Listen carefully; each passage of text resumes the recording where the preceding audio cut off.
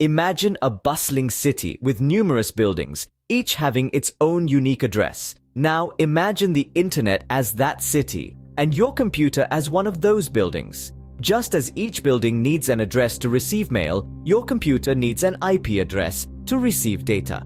But what happens when you have multiple devices or applications needing to receive specific data? Enter port forwarding. Port forwarding on a firewall is like a diligent mail sorter, ensuring each piece of data or packet reaches the correct device or application within your network. It's like having your own personal doorman, directing traffic where it needs to go. Why do we need it? Well, consider online gaming or hosting your own website.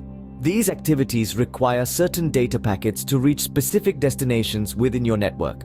Without port forwarding, these packets could end up anywhere, causing lag in your game or downtime for your website. So whether you're battling it out in the digital world, running your own blog, or even setting up a home security system, port forwarding keeps your network organized, efficient, and secure. Remember, it's all about directing the traffic in the bustling city of the internet.